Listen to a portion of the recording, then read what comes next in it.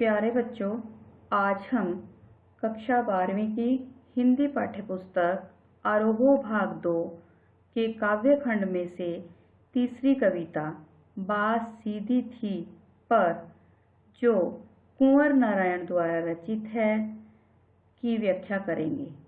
यह कविता इनके काव्य संग्रह कोई दूसरा नहीं में संकलित है।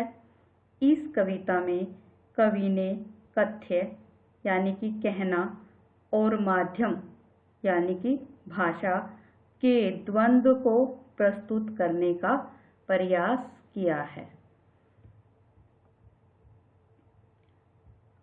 बात सीधी थी पर एक बार भाषा के चक्र में जरा टेढ़ी फंस गई।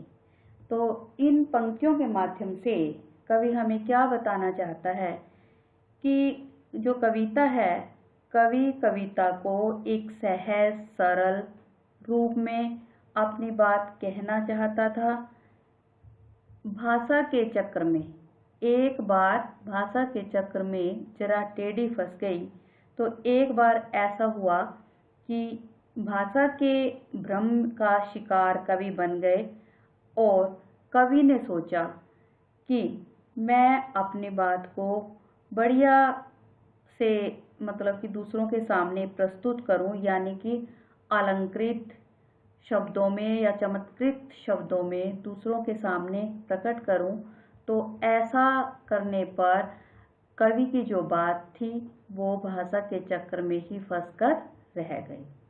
उसे पाने की कोशिश में भाषा को उल्टा पलटा, तोड़ा मरोड़ा, घुमाया फिराया कि बात या तो बने या फिर भाषा से बाहर आए।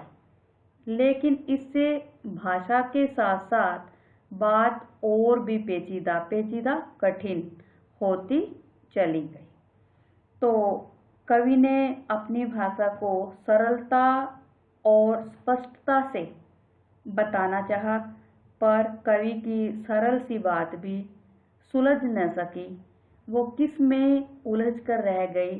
कवि ने पूरी कोशिश की, पूरा प्रयास किया, पूरा प्रयत्न किया कि अपनी भाषा को उन्होंने उल्टा पलटा, तोड़ा मरोड़ा और घुमाया फिराया, पर फिर भी बात नहीं बनी और कवि अपनी उस कठिन भाषा से बाहर न निकल पाए।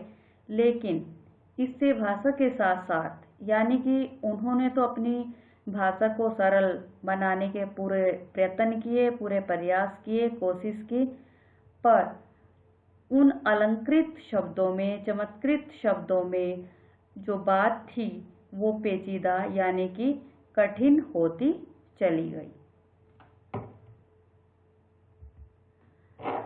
सारी मुश्किल को धैर्य से समझे बिना मैं पेच को खोलने की बजाय उसे बेतरह कसता चला जा रहा था, क्योंकि इस करतब पर मुझे साफ सुनाई दे रही थी तमाशबीनों की शाबाशी और वाह वाह।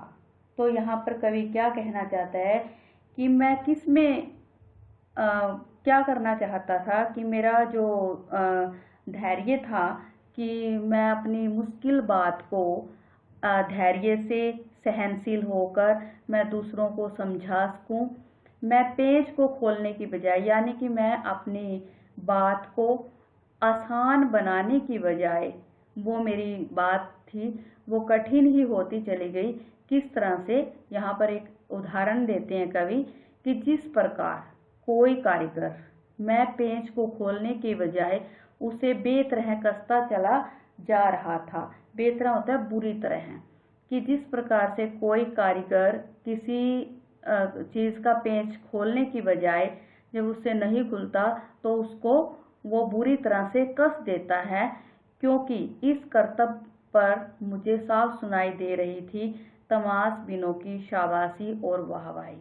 तमाशबीन जो लोग तमाशा देखने वाले होते हैं, यानी कि मैंने अपनी कविता में अपनी बात को जब कहा, यानी कि अलंकृत शब्दों में, चमत्कृत शब्दों में, कठिन शब्दों का मैंने प्रयोग किया, लोगों ने तो मुझे शाबाशी दी, मुझे वाहवाही दी, बल्कि क्या हुआ, जो श्रोता थे, जो पाठक वर्ग था, वो मेरी उस बात को समझ नहीं पाया और मेरी बात उन कठिन शब्दों में, उन अलंकृत शब्दों में उलझकर रह गई। आखिरकार वही हुआ जिसका मुझे डर था।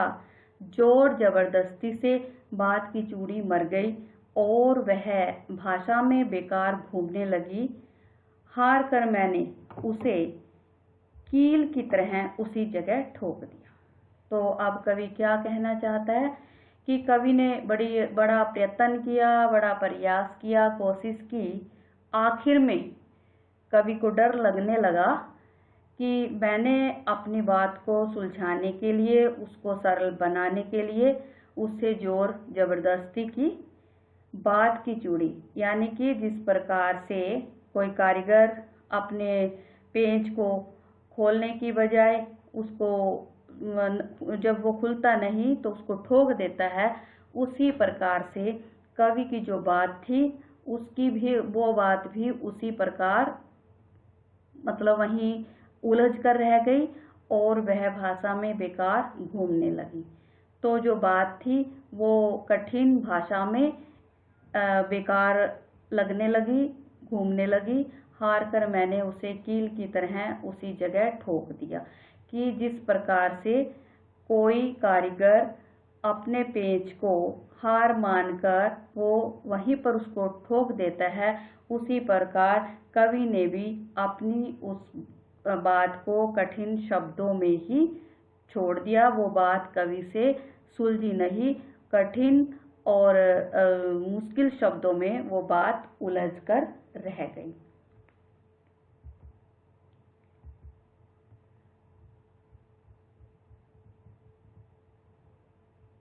यहाँ पर साथ साथ में पुनरुक्ति प्रकाश अलंकार है और पेंच खोलने की बजाय उसे कसने में जैसे दृश्य बिंब की योजना सुंदर बन पड़ी है।